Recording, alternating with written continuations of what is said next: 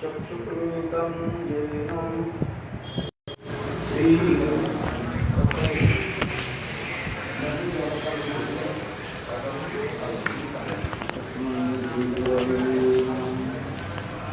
गुरवे गौरचन्द्राय राधिकायै तदालये कृष्णाय कृष्णभक्ताय तद्भक्ताय नमो नमः। नमो महावदन्नाय कृष्णप्रेमप्रदायते कृष्णाय कृष्णचैतन्य गौरतिसे नमः। श्रीकृष्ण चैतन्य प्रभु नित्यानंद श्री अद्वैत गदाधर श्रीवासादि श्री गौरभक्तवृंद। हरे कृष्ण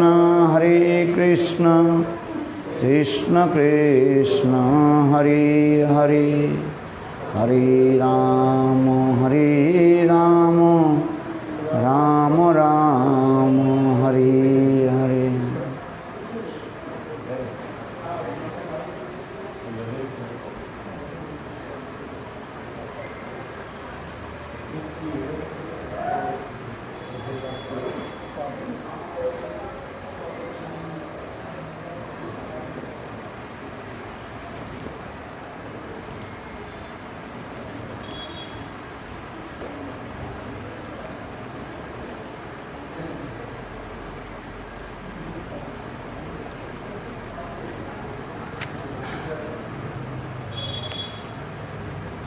उसमें क्या श्रीनिवास आचार्य लिखा ना, एक ही है।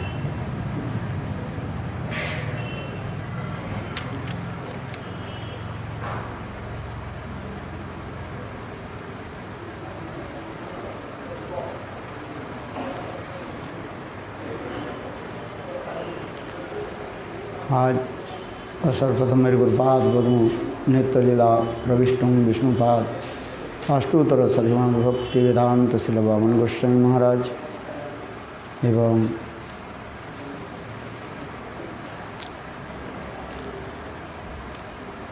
नित्य लीला प्रविष्टुम विष्णुपाद अष्टोत्तर सद्गुण भक्ति वेदांत श्रीनारायण गोस्वामी महाराज के अभय चरण कमलों में अनंत कोटि साष्टांग धन्यवाद ज्ञापन करता हूँ। तत्पश्चात नित्य लीला प्रविष्टुम विष्णुपाद अष्टोत्तर सद्गुण भक्ति वेदांत स्वामी महाराज एवं परम पूज्यपाद माधव महाराज और श्रीधर महाराज, तीर्थ महाराज, नरसिंह महाराज एवं समस्त वैष्णव के चरण कमलों में मेरा यथार्थ दंडवत प्रणाम स्वीकार हो।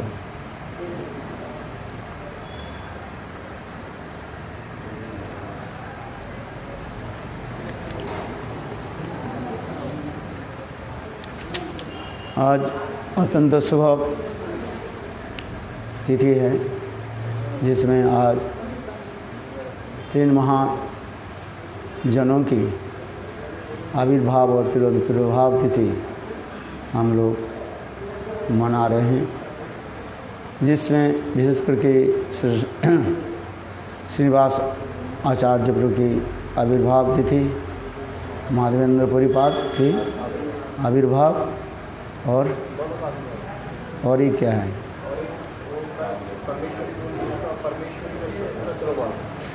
परमेश्वरी की तिरोभाव तिथि मना रहे हैं।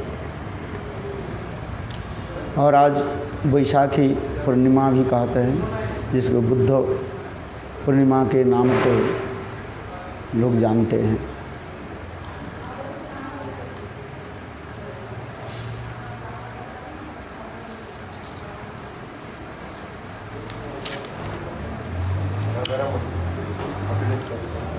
राधा रमन की वो आज आविर्भाव तिथि भी माना जाता है,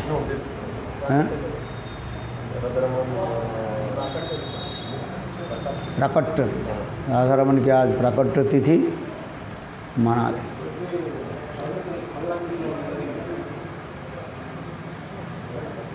श्रीनिवास आचार्य जी के पिता के नाम था गंगाधर भट्टाचार्य। उत्तर काल में उनके नाम हुए श्री चैतन्य दास।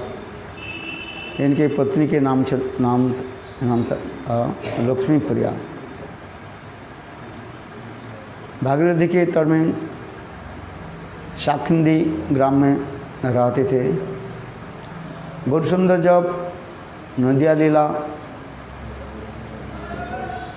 यानी ये समस्त लीला आदि नवद्वीप की लीला प्रकाश कर रहे थे और विशेष करके चैतन्य महाप्रभु सन्यास ग्रहण करने के लिए कंटक नगर में केशव भारती के निकट पधारे। तो उस समय महाप्रभु की सन्यास ग्रहण देखने के लिए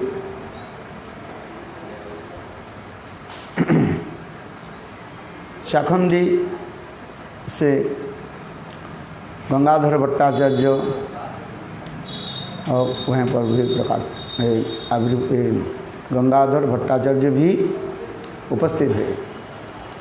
और विशेष करके चैतन्य महाप्रभु के सुंदर चाकर केश और जब उसके खौर कार्य आदि होने लगे सब देख करके आकुल नयन से यानी रोते हुए क्रंदन करने लगे। उस समय मधु पंडित श्री मधु जो है खौरकार माने नापित जो है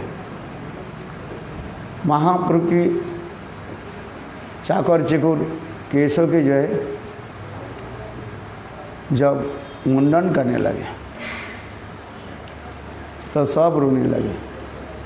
यहाँ पर भी वर्णन है महाप्रभु के जब केश मुंडन होने लगे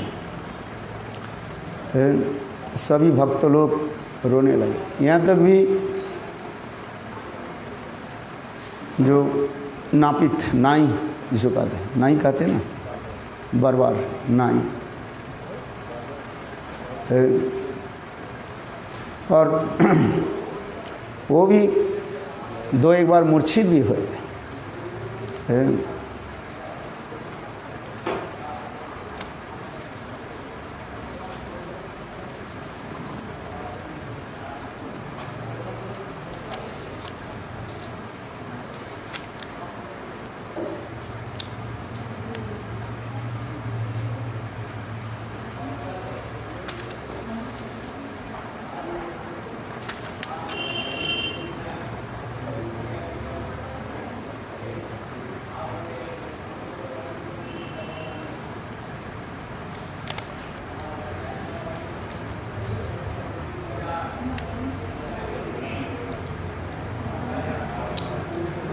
अंतर्जा में एक समय गौरसुंदर अपने सेवक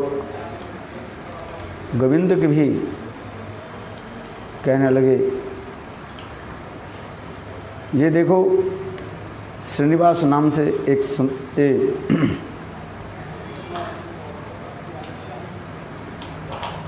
चैतन्य दास जब नीलाचल में पहुँचे और महाप्रभु स्वयं उनको आशीर्वाद दिया जब श्रीनिवास नाम से तुम्हारे एक सुंदर पुत्र होगा।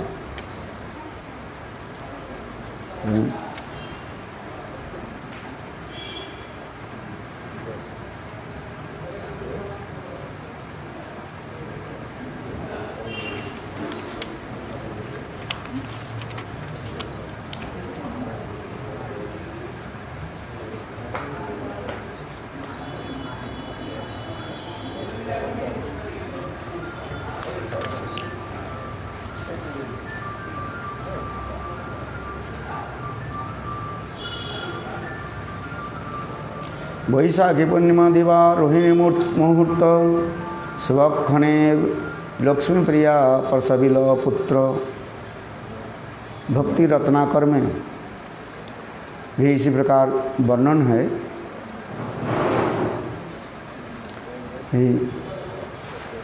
चैतन्य दास है महाप्रभु के आशीर्वाद से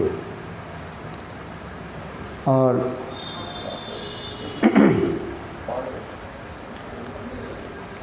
ये श्रीनिवास आचार्य को जो प्राप्त किया है।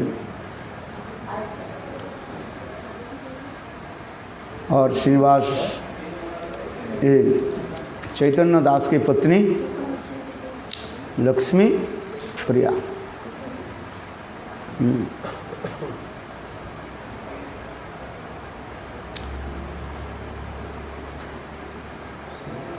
और लक्ष्मी प्रिया की पिताजी के नाम श्री बलराम विप्र, वे बड़े बड़े पंडित वो ज्योतिषी थे। लक्ष्मी प्रिया के गर्भ में जो महापुरुष आए हैं वो भी वर्णन करने लगे। ये लक्ष्मी प्रिया करने के लिए महाप्रभु के पत्नी लक्ष्मी प्रिया के नाम नहीं कर रहे, कहीं कंफ्यूज ना हो जाए। ये है चैतन्य दास की पत्नी के नाम लक्ष्मी प्रिया, अर्थात श्रीनिवास आचार्य के पिता के नाम चैतन्य दास। पहले उनके नाम था गंगाधर भट्टाचार्य, बाद में उनके चैतन्य दास नाम से लोग जानते हैं। और उनके ही पत्नी के नाम लक्ष्मी प्रिया, कहीं कंफ्यूज ना हो जाए। क्योंकि जब मैं लक्ष्मी प्रिया कर रहा हूँ तब आप सोच रहे जी चैतन्य महाप्रभु की प्रथम पत्नी लक्ष्मी प्रिया है। महाप्रभु के दो पत्नी, प्रथम लक्ष्मी प्रिया के साथ विवाह हुई, इसके बाद विष्णु प्रिया के साथ विवाह है। तो यहाँ पर जो लक्ष्मी प्रिया जो नाम आ रहे हैं, ये लक्ष्मी प्रिया चैतन्य दास अथवा गंगाधर भट्टाचार्य की पत्नी है।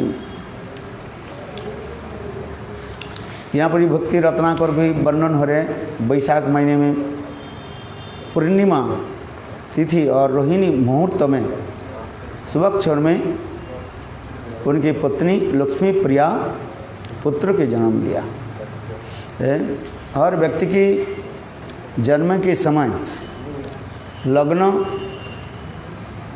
और मुहूर्त के ऊपर निर्भर करता है वो बालक कैसे होगा। इसी प्रकार बलराम विप्र अर्थात लक्ष्मी प्रिया के पिताजी, उन्होंने अपने ज्योतिषी के अनुसार अर्थात उनकी जन्म पत्र आदि को देख करके और गणना करके समय की गणना करके उन्होंने बताया ये लक्ष्मी प्रिया के गर्भ में एक महापुरुष है प्रकट होंगे। इसलिए लक्ष्मी प्रिया वैशाख महीने में पूर्णिमा तिथि और रोहिणी नक्षत्र में और सुबह लग्न में एक अपूर्व संतान प्रसव किया है। इसलिए मैंने कहा ना ये कौन व्यक्ति कैसे होंगे, उनकी क्या चाहिए, जन्म लग्न ऊपर निर्भर करता है नक्षत्र कौन सा है। कुछ नक्षत्र जो अच्छा होता है, कुछ नक्षत्र अच्छा नहीं होता है।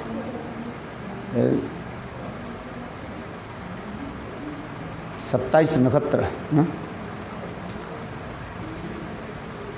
उसमें विशेष करके जो है रोहिणी नक्षत्र जो है अच्छा माना जाता है। इसलिए कहते हैं पूर्णिमा तिथि भी अच्छा है।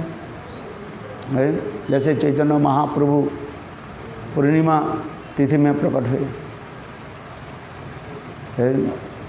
रोहिणी नक्षत्र भी है। इसे पुत्र के अंग कांति अत्यंत सुंदर स्वर्णवर्ण है, सुदीर्घ नासिका दीर्घ नासिका, आकर्ण नेत्र, आँख भी कैसे होनी चाहिए, लंबी आँख होनी चाहिए है। विस्तृत जो है बक्षस्थल, आजोनु लंबित जुगल, ये बहुत कम लोग होता है। देखा जाता है भक्ति सिद्धांत सरस्वती प्रभुपाद के जो है हाथ, ये दोनों हाथ जो है घुटनों से नीचे तक था। अजानुलंबित बाहु, महाप्रभु भी देखा जाता है। सामुद्रिक विज्ञान के अनुसार कितने लक्षण, 33 से शारीरिक लक्षण बताया गया, शरीर के जो है लक्षण बताया गया। उस लक्षण के द्वारा ही पता लगता है ये व्यक्ति कैसे महापुरुष है। चैतन्य महापुरुष में 33 में 33 लक्षण जो है महापुरुष में था। इसलिए कहता है महापुरुष के लक्षण इसे बताया जाता है। विस्तृत वक्षस्थल, आजानुलंबित बाहु, ये समस्त स्पष्ट रूप में था। चैतन्य पुत्र की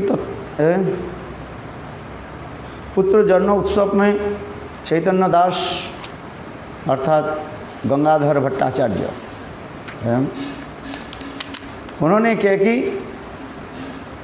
पुत्र के जन्म उत्सव पर ब्राह्मणों के जो है सेवा किया, दान दक्षिणा प्रदान करने लगे। जिस प्रकार महापुरुष के जन्म उत्सव पर जगन्नाथ मिश्र ने अनेकों दान दक्षिणा आदि प्रदान किया। इसके पश्चात धीरे धीरे बालक जब बड़ा होने लगे, पुत्र की जो है गौर नाम सिखाने लगे। चंद्रकला के भांति उनके पुत्र दिन दिन में बड़े होने लगे और इसके बाद जो है चूड़ाकरण आदि, मुंड क्या बोलते हैं, केश मुंडन है, और फिर यज्ञ उपवीत ब्राह्मण में ये सब होता ही है। सब वर्णों में है, शास्त्र में विधान है, केवल ब्राह्मण में नहीं है। सब मेरे ख्याल से शूद्र के छोड़ कर के और बाकी सब वर्णों में विधान है। शूद्र में भी है, किसी किसी शास्त्रों में शूद्र के भी लिखा गया। शूद्र में शायद देर में होता है, मेरा याद नहीं है, उसमें लिखा है हर वर्णों में जो उपवीत संस्कार जो है कितने वयस में होना चाहिए वो लिखा रहता है। ब्राह्मण में कितने साल में होनी चाहिए मेरे ख्याल से जरूर समय ब्राह्मण में जो है 5 से 7 साल में होती जाता है। क्षेत्रीय में शायद ऐसी कुछ है, मैं भूल गया, जो है ये समझ सत्या सार्दीपिका में लिखा है।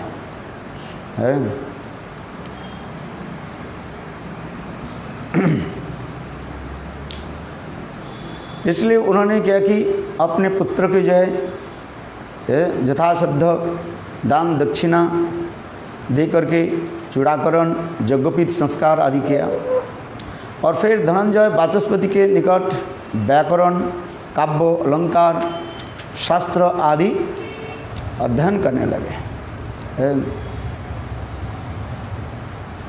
बालक अल्पकाल में समस्त शास्त्रों में दक्ष हो गया, सुनिपुण हो गए। बाल्यकाल भी श्रीनिवास गोविंद घोष, ठाकुर नरहरि सरकार प्रभृति उनके कृपा आदि करने लगे। इसके बाद श्रीनिवास से पितृवियोग है, इनके अर्थात गंगाधर भट्टाचार्य है, चैतन्य दास स्वरिच, और उस समय पितृदेव माने पिताजी के अंतर्ध्यान होने के बाद उन्होंने समस्त भक्तों के लेकर के और नाम संकीर्तन आदि करने लगे।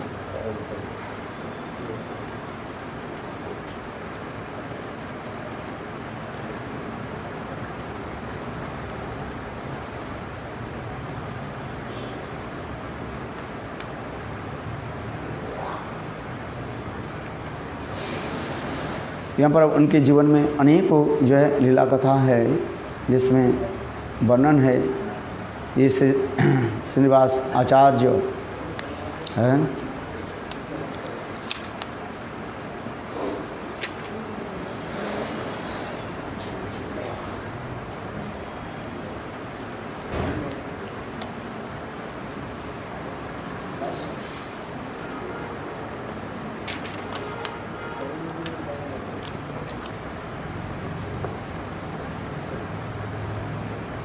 श्रीनिवास गलेन ईश्वरी सक्षते प्रेम धारा नित्रिते बहे निरंतर धरणी लुटाइया कोइल प्रणति विस्तर।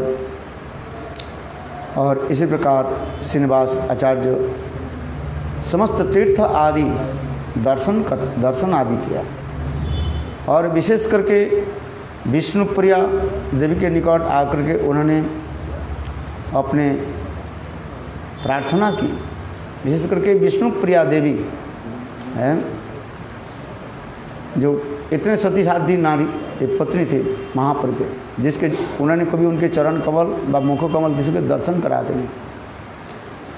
किंतु श्रीनिवासाचार्य उनके पास गए और उनके चरण कमल को स्पर्श किया। श्रीनिवास गलेन ईश्वरी सक्षते प्रेम धरा नित्रिते वही निरंतरे धरणी लौटाई कोइला प्रणति विस्तार। विष्णु इसी प्रकार श्रीनिवास आचार्य और विष्णुप्रिया की चरण कमल के स्पर्श किया और प्रेम में मूर्छित हुए। और उसमें विष्णुप्रिया देवी उनके आशीर्वाद किया।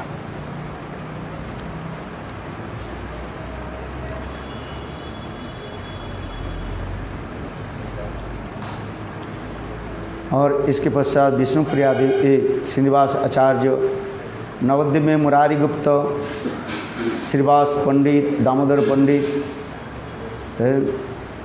श्री संजय शुक्लांबर ब्रह्मचारी, दास गदाधर, इन लोग के सभी के चरण दर्शन किया। और अंत में शांतिपुर में अद्वैत भवन में आकर के सीता ठाकुर की चरण दर्शन किया।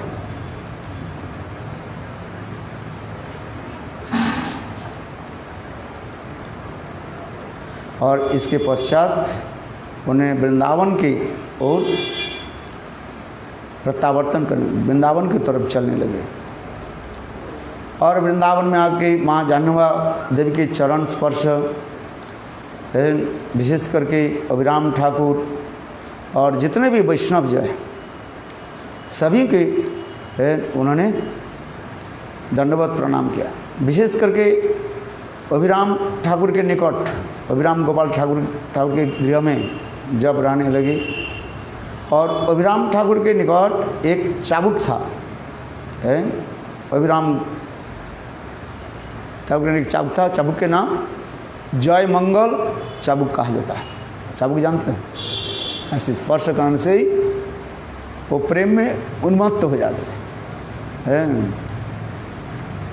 जब श्रीनिवास आचार्य अभिराम ठाकुर के निकट पधारे तब उनको क्या किया, उनकी जय मंगल चाबुक के 3 बार प्रवेश स्पर्श कराया, जिससे श्रीनिवास ठाकुर के देह प्रेम में टलमल होने लगे, डलमल और प्रेम की समस्त प्रकार के विकार होने लगे। प्रेमावसे पुनः से चाबुक परसाईते मालिनी देवी आसी धरिल हाथे ते,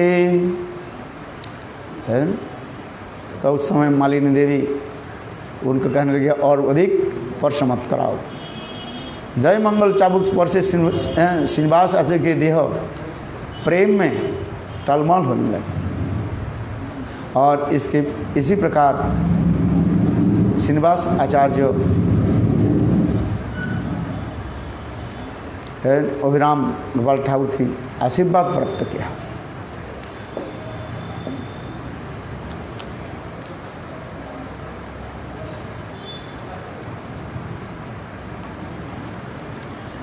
और इसके पश्चात उन्होंने वृंदावन में पधारे और वृंदावन में आकर के गोपाल भट्ट गोस्वामी की चरण वंदना और उनसे अत्यंत विनती से प्रार्थना किया दीक्षा मंत्रादि ग्रहण करने के लिए। और गोपाल भट्ट गोस्वामी उनके दीक्षा मंत्रादि दिया है। और इसी प्रकार राधा कुंड में रहने लगे। और इसके पश्चात गोपाल भट्ट गोस्वामी ने उनको आदेश दिया कि तुम जीव गोस्वामी पाद के निकट रह करके श्रीमद् भागवत और गोस्वामी के सारे ग्रंथ अध्ययन करो। इसे नरोत्तम, श्यामानंद और श्रीनिवास, ये तीनों अलग अलग गुरु के शिष्य हैं। नरोत्तम लोकनाथ दास गोस्वामी से दीक्षा मंत्रादि प्राप्त किया। श्यामानंद प्रभु हृदय चैतन्य से दीक्षा मंत्रादि प्राप्त किया। और श्रीनिवास आचार्य गोपाल भट्ट गोस्वामी, किंतु तीनों जीव गोस्वामी पाद के निकट रह करके सारे शास्त्र अध्ययन किया। क्योंकि शास्त्र में लिखा है दीक्षा गुरु के जानियो तुम्हें ताहार रूप, शिक्षा गुरु के जानियो ताहार स्वरूप, अंतर्जामी भक्त श्रेष्ठ यही दुई रूप है। दीक्षा गुरु के भगवान के रूप के साथ तुलना दे रहे और शिक्षा गुरु के साथ स्वरूप के साथ तुलना दे रहे। भगवान में रूप और स्वरूप में कोई भेद नहीं है। देह देही भेद नास्ति, भगवान में जो है देह देही में कोई भेद नहीं है। जीव में देह देही का भेद है। ठीक उसी प्रकार भगवान में क्या है, चिन्मय शरीर है। आप ईश्वर परम कृष्ण सच्चिदानंद विग्रह अनादिरादि गोविंद सर्व कारण कारण, सच्चिदानंद विग्रह भगवान है।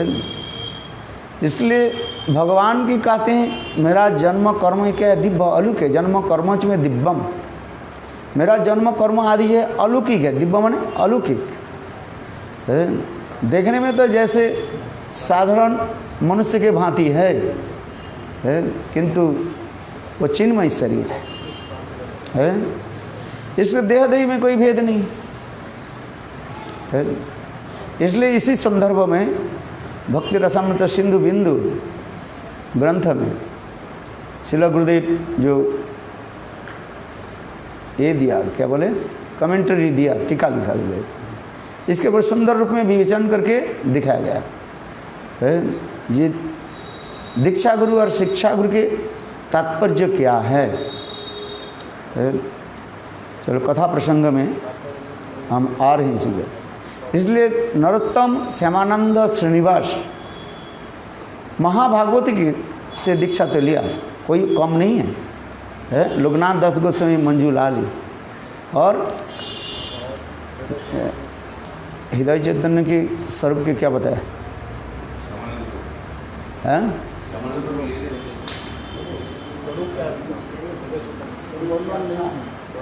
वर्णन नहीं, उनके कहीं कहीं उनके सखरस भी कहा गया ऐसे है, किंतु कहाँ तक है।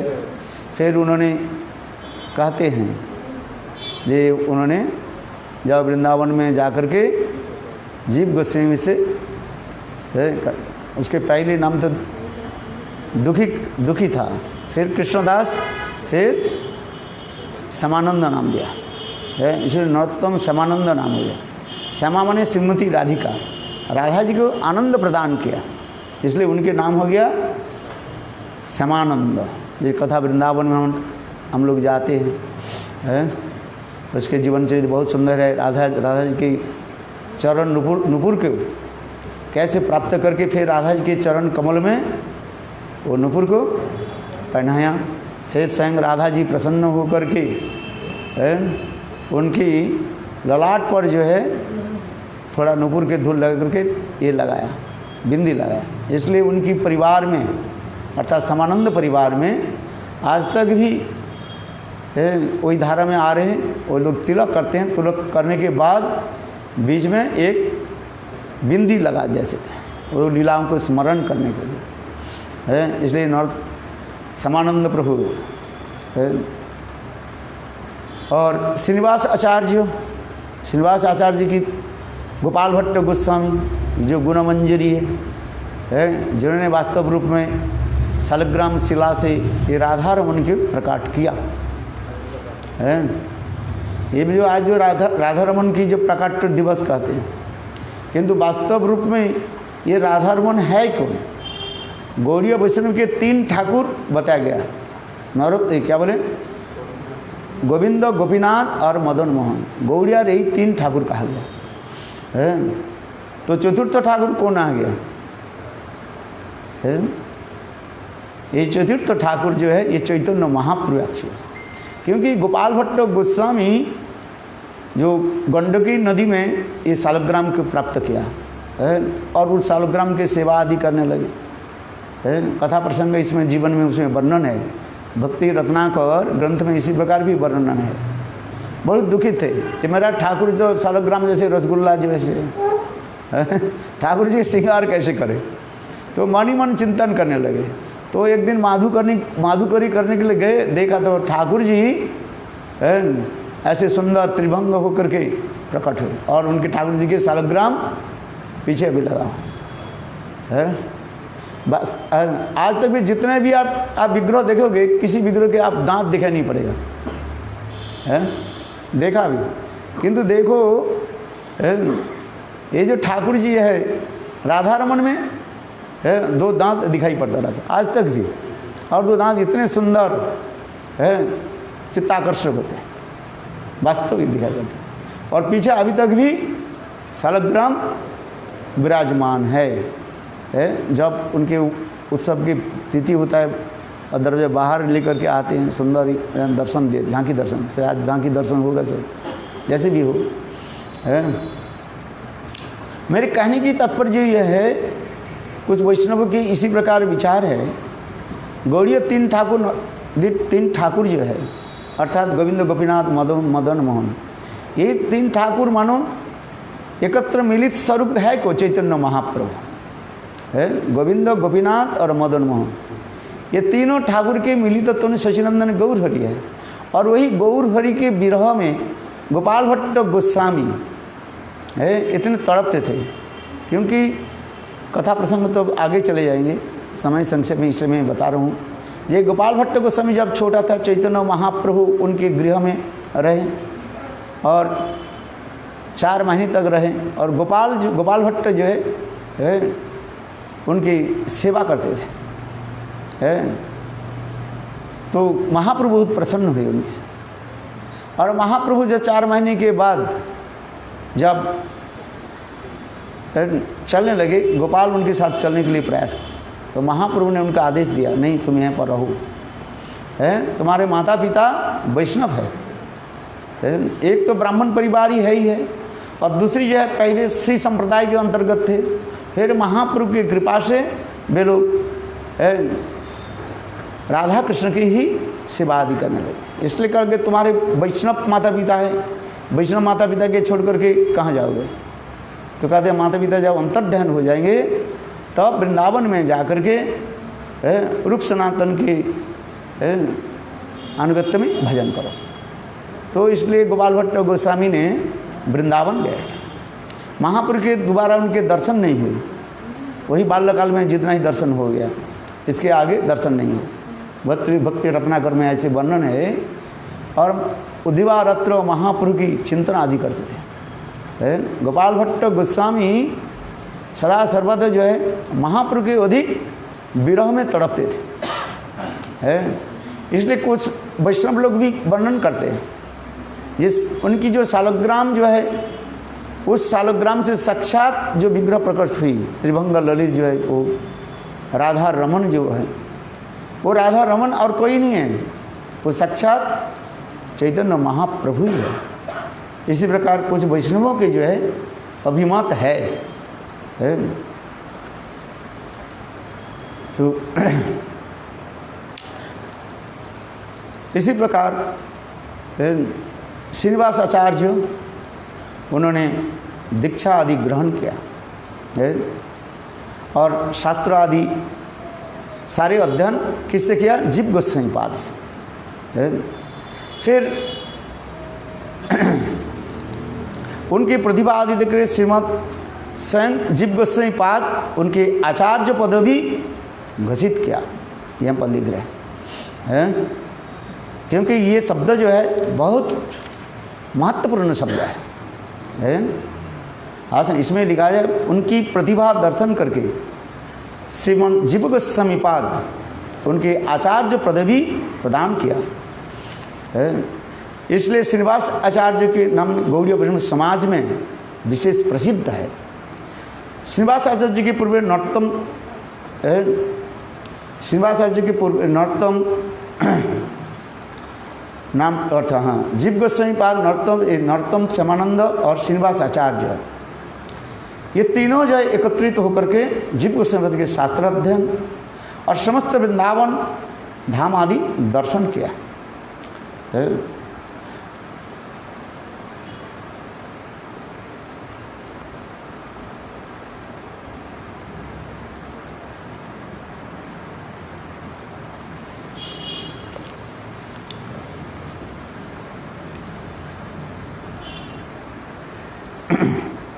चलो फिर शास्त्र आदि अध्ययन के पश्चात जीव गोस्वामी पाद बोले जाओ प्रचार करो, प्रचार करो। शास्त्र अध्ययन करके क्या करना चाहिए? प्रचार करना चाहिए। विद्या को क्या करना चाहिए? सर्वत्र दान करो। विद्वतंच निपतंच नैवतुल्यं कदाचन स्वदेशी पूज्यते राजा विद्वान सर्वत्र पूज्यते। है विद्या की महिमा से वर्णन है। एक राजा जो है बाहुबल के द्वारा अपने देश में ही वो क्षति लाभ करते हैं, है कि नहीं? बाहुबल के द्वारा सबके शासन करते रहते हैं, सैन्य बल, बाहुबल, अर्थ बल, लोक बल आदि के द्वारा। किंतु विद्वान पुरुष जहाँ पर चले जाते हैं उनकी सभी लोग उनकी पूजा करते हैं। इसलिए कहते हैं विद्वतंच निपतंच नैवतुल्यं कदाचन। राजा के साथ विद्वानों के साथ कभी तुलना नहीं हो सकता है। विद्वतंच निपतंच नैवतुल्यं कदाचन स्वदेशे पूज्यते राजा। राजा कहाँ पर अपनी लाभ पूजा प्रतिष्ठा प्राप्त होता है? अपने देश में। और विद्वान व्यक्ति कहीं भी चले जाए है, उनकी सर्वत्र ही जो है विजय घोषित होता है। इसलिए नीति शास्त्र के अनुसार भी कह रहे हैं, नरोत्तम श्यामानंद श्रीनिवास है, जब समस्त कुछ शास्त्र अध्ययन कर लिया है, गोस्वामी विशेष करके रूप गोस्वामी के ग्रंथ, सनातन गोस्वामी के ग्रंथ, गोपाल भट्ट गोस्वामी के ग्रंथ है, सारे ग्रंथ उन्होंने अध्ययन किया। हमारे 6 गोस्वामी के, 6 गोस्वामी में विशेष करे रघुनाथ भट्ट, शायद उन्होंने कोई ग्रंथ नहीं लिखा, उनके ग्रंथ कोई मिला ही नहीं आज तक। मिला? रघुनाथ भट्ट के ग्रंथ आज तक नहीं मिला है। रघुनाथ दास गोस्वामी के तो बहुत मधुर ग्रंथ है। रघुनाथ भट्ट अधिक रूप में भागवत पाठ करते थे, भागवत पाठक थे, जिसके भागवत पाठ सुनने के लिए ये सारे गोस्वामी वर्ग एकत्रित होते थे, जिस कथा आप लोग श्रवण किया रूप गोस्वामी के बारे, रूप गोस्वामी के जीवन चरित्र में है। और मेरे कहने की तात्पर्य है, जीव गोस्वामी पाद कहने लगे जाओ ये आप लोग ग्रंथ जो है सर्वत्र प्रचार करो है। जो ग्रंथ लिखे उन्होंने क्या कि उन्होंने सारे ग्रंथों के लेकर के चल पड़े और उसमें लिख दिया क्या है। ग्रंथ की जो उस समय तो कोई ऐसे तो बास और ऐसे नहीं था है, और उसमें बैल के गाड़ी होता है ना है, और बैल के जो गाड़ी होता है बुलक कार्स है, बुलक कार्स होता है, और उसमें सारे ग्रंथ को रख करके है और अच्छी तरह से पैकिंग करके लिख दिया है। इसमें अत्यंत जो है महामूल्य धन है रत्न लिख दिया है। ऐसे नहीं जैसे महाराज जी काल क्या बोल रहे हैं, पालनापुर से बोल रहे हैं सुप्रीम ना क्या सुप्रीम ट्रेजर है, सुप्रीम ट्रेजर लिख दिया इतना तक है। अच्छा बोलो, मैं बोल रहा हूँ क्या नाम लिखा उसमें हिंदी क्या किया जाए आपको पूछा था, बोले मैं सोचूंगा, तो सोचा ही नहीं आपने। सुप्रीम ट्रेजर लिख दिया, चलो। सबसे जो है अत्यंत सर्वोत्कृष्ट जो है सुप्रीम ट्रेजर से लोग लिख दे। हाँ,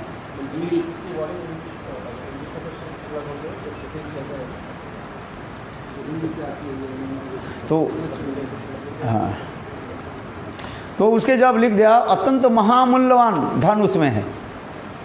तो अब जब वो इसमें पहुँचे, क्या बोले, वीर हमवीर के गांव में पहुँचे, है तो वो चोर डकैत दुष्ट था, है बोले अरे ये इतने समझ धन लेकर के जा रहे हैं। तो उन्होंने क्या कि रात में जब वो लोग विश्राम करने लगे और वो सारे धन, सारे किताब जो कुछ था अंदर सब लेकर के भाग गए। प्रातः काल में नरोत्तम श्यामानंद श्रीनिवास आचार्य और देखा उनके सारे ग्रंथ ही नहीं है, तो बहुत दुखित हुए, चारी तरफ खोज करने लगे, मिला ही नहीं कहीं, और इसके पश्चात क्या कि श्यामानंद प्रभु जो है उड़ीसा की तरफ चले गए प्रचार करने के लिए, और नरोत्तम दास ठाकुर जो है और उधर चले गए, क्या बोले, मणिपुर की तरफ चले गए। इसलिए मणिपुर के अधिक लोग जो है नरोत्तम दास ठाकुर के परिवार दिखाई जा पड़ता है, जहाँ जहाँ पर प्रचार करते हैं ना। और उड़ीसा के जो है इनकी प्रचार ज़्यादा है, श्यामानंद परिवार के लोग ज़्यादातर उड़ीसा में लोग रहते हैं। और श्रीनिवास आचार्य विचार करके जब तक एक ग्रंथ नहीं मिले इस स्थान को मैं नहीं छोड़ करके नहीं जाऊँ, वहीं पर वो रहने लगे और भागवत पाठ आदि करने लगे।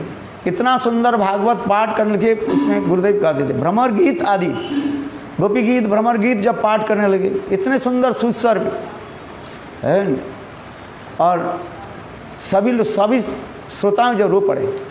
और उसी समय भी एक वीर रामवीर वो भी आ गए थे,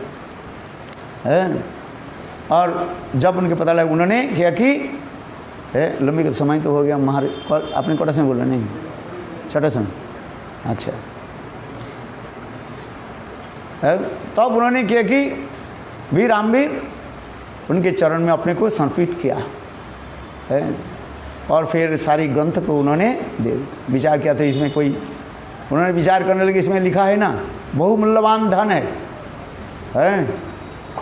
खजाना है सब, इसलिए खजाना को लूट करने के लिए हम आया था, किंतु इसमें देखा तो इसे किताब ही है, पढ़ना ही है, कुछ है ही नहीं है।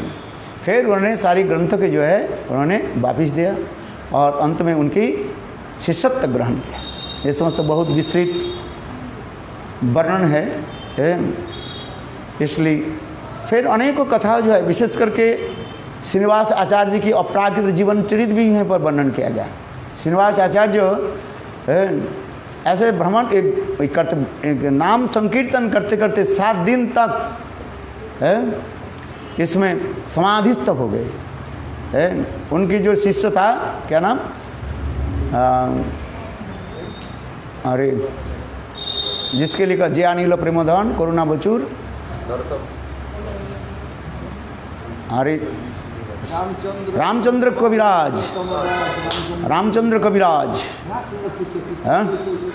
याद नहीं रखते कुछ है, रामचंद्र कविराज, इतना बोल। देखो सब सोचने लगे 7 दिन जब समाधिस्थ होकर रहे, चले गुरुदेव को अंतर्ध्यान लीला कर दिया है। किंतु देखो उस समय नरोत्तम दास ठाकुर पधारे, नरोत्तम दास ठाकुर कहने लगे नहीं, तुम्हारे गुरुदेव अभी नहीं गए, उनके बुलाओ है। श्रेष्ठ जो सेवक, क्या नाम बताया, रामचंद्र कविराज, रामचंद्र कविराज है। बोले रामचंद्र कविराज बोले ठीक है। देखा कि अरे मेरे गुरुदेव तो समाधिस्थ है, और उन्होंने कहा थे मेरे शरीर और गुरुदेव के शरीर कोई स्पर्श ना करें और सुरक्षित करके रखें। बस उन्होंने किया कि जोग बल है, भगवत नाम करते हुए सिद्ध शरीर में वृंदावन में पहुंच गए और जमुना में गए। देखा क्या, उनके गुरुदेव को देखा है, और देखा क्या, गुरु परमर के गोपाल भट्ट गोस्वामी को भी देखा, गुणमंजरी, और देखा क्या स्वयं श्रीमती राधिका की जो है वो क्या बोले बैसर, नाक की जो बेसर जो है वो खो गया, और समस्त सखियाँ राधा जी के जो है बेसर खोज रहे, कहाँ खो गया नाक की बेसर है। ब्रज की उस समय की प्रथा है ये बेसर जो है सदित्य की है, सदित्य नारी की ये चिन्ह है। इसलिए राधा जी जमुना में स्नान करते करते उनकी नाक की एक खो गया। इसलिए अभी लौट करके कैसे जाए, ललिता विशाखा आदि सब सखियाँ यहाँ पर सब मंजरियाँ सब खोज रही हैं, किसी को नहीं मिला है। वहाँ पर उन्होंने अपने गुरुदेव के कहा, बोले गुरुदेव क्या बात हुई है, बोले ऐसे ऐसे बात। तो देखो उन्होंने क्या कि जमुना में डुबकी लगाए और देखा क्या, एक सुंदर कमल जो है जिसके दो क्या बोले नाल है, और दो कमल के नाल के बीच में ही राधा जी की नाक के बेसर उधर विराजमान। तो अब उन्होंने क्या उसको लेकर के अपने गुरुदेव को दिया है, गुना मंजिल पे गुरुदेव को दिया, और गुरुदेव गुना मंजिल को दिया, माने गोपाल भट्ट गोस्वामी, गोपाल भट्ट गोस्वामी रूपक मंजरी रूप गोस्वामी के दिया। फिर ललिता देवी इसी प्रकार राधा जी की बेसर पहना है। फिर दोनों लौट करके आए। इसी प्रकार उनकी अपराध जीवन चरित कथा भी शास्त्र में वर्णन है, अथवा वैष्णव लोग वर्णन करते हैं। देखो इसलिए नरोत्तम दास ठाकुर हैं, नरोत्तम दास ठाकुर रामचंद्र कविराज उनके शिष्य क्या होते हैं, शिष्य के बराबर तो होता है कि नहीं है। किंतु तथापि नरोत्तम दास ठाकुर कह रहे हैं दयनगर के रामचंद्र संग मागे नरोत्तम दास है। कभी कभी शिष्य प्रशिष्य भी है कैसे उनकी सेवा और प्रेम की पराकाष्ठा भी दिखाते हैं। हम तो तुलना नहीं कर सकते हैं ये कौन श्रेष्ठ है कौन है, ये हमारे अधिकार की बाहर है, आउट ऑफ माई सिलेबस है। किंतु तथापि दिखा रहे हैं। इसलिए जो कीर्तन में जे अनिल प्रेमधन करुणा प्रचुर है, वास्तव ये कीर्तन किसके लिए लिखा गया, ये कीर्तन जो है नरोत्तम दास ठाकुर उनके लिए ही कर रहे हैं। रामचंद्र संग मागे नरोत्तम दास है, नरोत्तम दास ठाकुर ये दैन करके ये समस्त जो है दिखा रहे हैं। आप गुरु के संग करना चाहते हैं, किंतु देखो गुरु भी ऐसे उन्नत है शिष्य के संग आदि दिखा रहे हैं। शिष्य यदि उन्नत संग उन्नत हो उनके साथ ऐसे वार्तालाप करके तब हृदय में क्या होता है, आनंद होता है। हरिकथा की परिवेशन तब होता है जब ऐसे उन्नत शिष्य भी मिल जाए। जैसे जीव गोस्वामी पाद रूप गोस्वामी पाद साथ पास रहते थे किंतु कोई काम नहीं है। जीव गोस्वामी पाद शिष्य होने पर ही रूप गोस्वामी पाद से किसी प्रकार कम नहीं था। वो तो विलास क्या बोले, वो तो जीव गोस्वामी पाद के विलास मंजरी कहा जाता है, और रूप गोस्वामी तो रूप मंजरी है। इसलिए कहीं कहीं ऐसे भी दिखाई पड़ता है। ये रसशास्त्र में अत्यंत शिवनुपीन और भजन विज्ञ है। इसी प्रकार शिष्य जिसके मिल जाता है उस शिष्य से ये समस्त जो है सुंदर है रसमाधुर्य आदि कथा भी आलोचना करते हैं। तो ये समस्त आज श्रीनिवास आचार्य की जो है आविर्भाव तिथि है, उसके साथ ही साथ और विशेष करके माधवेंद्र परिपाद की कथा आज मुझे भी बोलना पड़ेगा मुझे टॉपिक दिया गया, इसलिए माधवेंद्र परिपाद की कथा शाम को रात को हमारे जो समय है उसमें हम बोलेंगे। यहाँ पर मैं कथा कर आपको महाराज भी बताई। वंशा गुरु कृपा सिंधु विवच पतितानां पावने भू वैष्णवे भो नमो। विष्णु को